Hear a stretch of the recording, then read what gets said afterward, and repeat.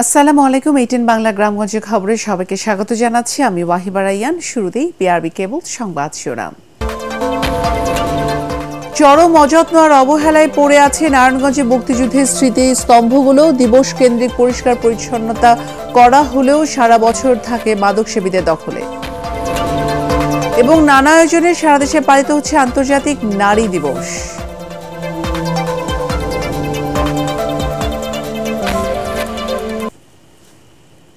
শুনছিলেন বিআরবি কেবল সংবাদ শিরোনাম, এখন বিস্তারিত। চরম অযত্ন আর অবহেলায় পড়ে আছে নারায়ণগঞ্জের মুক্তিযুদ্ধে স্মৃতি বিজড়িত একাধিক ভাস্কর্য ও স্মৃতিসৌধ। শুধু দিবস কেন্দ্রিক পরিচ্ছন্নতা চলে এসব স্থানে, সারা বছর আর কেউ খোঁজ নেয় না, ফলে মাদক সেবীদের আখড়ায় পরিণত হয়েছে জায়গাগুলো। নারায়ণগঞ্জ প্রতিনিধি আব্দুস সালামের তথ্য ও ভিডিওতে রিপোর্ট করছেন মাহবুব কবির চপল।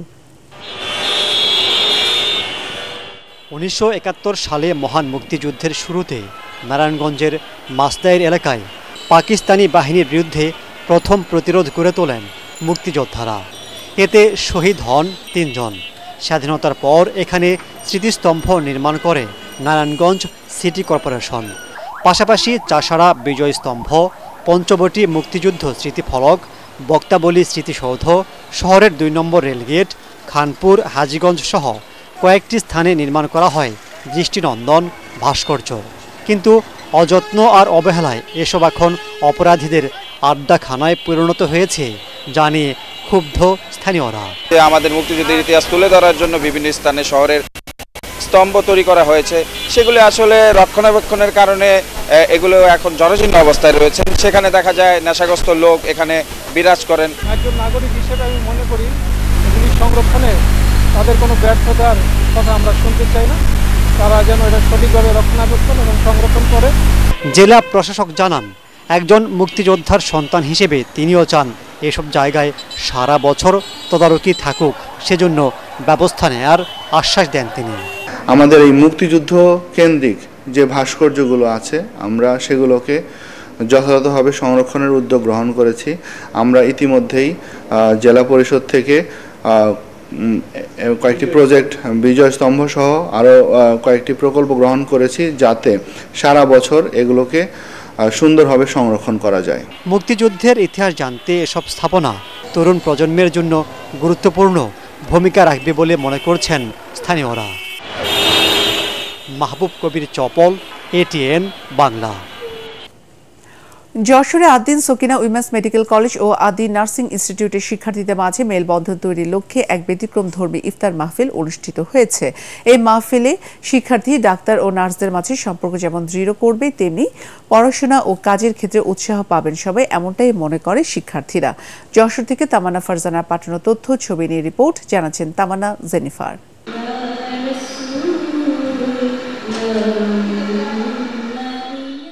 নানা আয়োজনের মধ্য দিয়ে Addin Sakina women's medical college ও আদ্দিন নার্সিং ইনস্টিটিউট যৌথভাবে আয়োজন করে রমজানের গুরুত্ব, মর্যাদা ও ফজিলত শীর্ষক সেমিনার ও ইফতার মাহফিল। সদর উপজেলার পুলেরহাটে অবস্থিত প্রতিষ্ঠানটির হলরুমে আয়োজিত অনুষ্ঠানে ধর্মীয় বিষয় নিয়ে যেমন আলোচনা হয়, পাশাপাশি প্রদর্শিত হয় রমজানের গুরুত্ব নিয়ে অ্যাসোসিয়েট ডিরেক্টর নাজমুন নাহার রচিত ও পরিচালিত নাটিকা, সেই সাথে হামদনাথ। ইফতারি আয়োজনটাকে আরো বেশি রোমাঞ্চকর করার জন্য ম্যাম এখানে হামদের আয়োজন রেখেছিলেন, কবিতা ছিল এবং আমরা একটা মঞ্চ নাটকও দেখেছি। ইসলামের যে মেসেজগুলা, এগুলো আমরা আরো ভালোভাবে জানতে পারবো। আমরা এটাতে অংশগ্রহণ করতে পেরে খুবই খুশি। আমাদেরকে ভবিষ্যতে একসাথে কাজ করার অনেক স্কোপ জাগে দেবে। এরকম প্রোগ্রাম প্রতি বছর আয়োজন করা হলে আমরা ডক্টর এবং নার্সরা সবার মধ্যে একটা সুন্দর সম্পর্ক তৈরি হবে। রমজানের সংযমের শিক্ষা অন্যের মাঝে ছড়িয়ে দিতে এবং আল্লাহর ইবাদতে মনোযোগী হতে আহ্বান জানানো হয় অনুষ্ঠানে। পবিত্র মাসের মর্যাদা রক্ষা করার জন্য আমরা সবসময় সচেষ্ট থাকি, ভালো ভালো কাজগুলি করি, হালাল রুজির খোঁজ করি। এই বয়সের ইবাদতটা আল্লাহর কাছে খুব পছন্দ, কারণ এই বয়সে আমাদের মন মানসিকতা কিন্তু অন্যদিকে ডাইভার্ট হয়ে যায়। আমরা যদি তওবা করে আমরা আল্লাহর পথে ফিরে আসি, আল্লাহ আমাদের সবাইকে ভালো হওয়ার এবং ভালো থাকার তৌফিক দান করবেন। আদ্দিন সকিনা উইমেন্স মেডিকেল কলেজের বায়োকেমিস্ট্রি বিভাগের বিভাগীয় প্রধান অধ্যাপক ডাক্তার মারুফা আক্তারের সভাপতিত্বে অনুষ্ঠানে প্রধান আলোচক হিসেবে উপস্থিত ছিলেন নারী অধিকার ফোরামের জেলা সভানেত্রী সাজিদা খাতুন। এই আয়োজন আরো সুন্দর করে আগামীতে যাতে উপস্থাপন করতে পারেন এই সুযোগ দেন। আমাদের মেয়েরা সংবেদনশীল হবে, তারা তাদের পিতামাতাকে তারা সম্মানের সাথে দেখবে। শিক্ষার্থীদের জন্য এমন একটি ব্যতিক্রমী ইফতার মাহফিল শুধু ধর্মীয় শিক্ষা নয়, ডাক্তার ও নার্সদের মধ্যে সুন্দর একটি বন্ধন তৈরি করবে বলে আশা প্রকাশ করেন মেডিকেল কলেজ ও নার্সিংয়ের শিক্ষার্থীরা। Bureau report, ATN Bangla. Ramzan মাসে সাধারণ মানুষ যাতে বিলের দামে তেল পেতে পারে সেজন্য নারায়ণগঞ্জে জেলা প্রশাসনের আয়োজনে খোলা ট্রাকে সয়াবিন তেল বিক্রি শুরু হয়েছে। শহরে চাষারা এলাকায় এ কার্যক্রম উদ্বোধন করেন জেলা প্রশাসক জাহিদুল ইসলাম মিয়া। পুলিশ সুপার প্রত্যুষ কুমার মজুমদার ও প্রেস ক্লাবের সভাপতি আরিফ আলম দীপু সহ অন্যান্যরা এ সময় উপস্থিত ছিলেন। এই কার্যক্রমের আওতায় নারায়ণগঞ্জ শহরে বিভিন্ন স্থানে রমজানের প্রতিদিন ফ্রেশ ও সিটি গ্রুপ সহ কয়েকটি শিল্প প্রতিষ্ঠান তাদের মিলে উৎপাদিত তেল প্রতি লিটার ১৭৫ টাকা দরে বিক্রি করবে। অধিকার, সমতা, ক্ষমতায়ন, নারী ও কন্যার উন্নয়ন এ প্রতিপাদ্য নিয়ে সারা দেশে পালিত হচ্ছে আন্তর্জাতিক নারী দিবস। এই উপলক্ষে হবিগঞ্জে জেলা প্রশাসন, মহিলা বিষয়ক অধিদপ্তর ও জাতীয় মহিলা সংস্থার উদ্যোগে আলোচনা সভা অনুষ্ঠিত হয়েছে। জেলা প্রশাসক ডক্টর ফরিদুর রহমান ও জেলা মহিলা বিষয়ক অধিদপ্তরের উপপরিচালক রুমানা আক্তার সভায় বক্তব্য রাখেন। অনুষ্ঠানে ৮ জন দরিদ্র নারীকে সেলাই মেশিন দেওয়া হয়। রাজবাড়িতে আলোচনা সভায় বক্তব্য রাখেন জেলা প্রশাসক সুলতানা আক্তার, জেলা সনাকের সভাপতি প্রফেসর মোহাম্মদ নুরুজ্জামান ও বাংলাদেশ মহিলা পরিষদের কেন্দ্রীয় নেত্রী অ্যাডভোকেট দেবাহুতি চক্রবর্তী। পরে দুস্থ মহিলাদের মধ্যে শুভেচ্ছা উপহার বিতরণ করা হয়। নওগাঁয় আন্তর্জাতিক নারী দিবস উপলক্ষে আলোচনা সভার আয়োজন করে জেলা প্রশাসন, মহিলা বিষয়ক অধিদপ্তর ও জাতীয় মহিলা সংস্থা।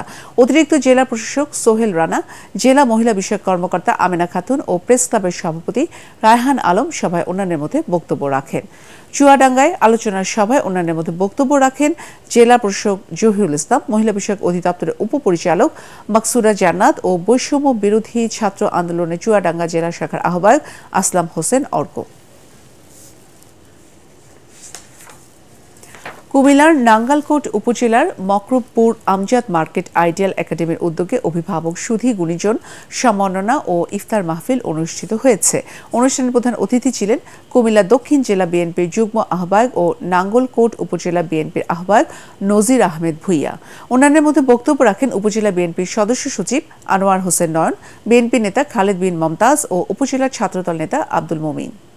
পরবর্তী সংবাদ দেখার আমন্ত্রণ জানিয়ে এখনকার মতো শেষ করছি। এটিএন বাংলার সংবাদ ইউটিউবে দেখতে ব্রাউজ করুন youtube/এটিএন বাংলা নিউজ। ধন্যবাদ।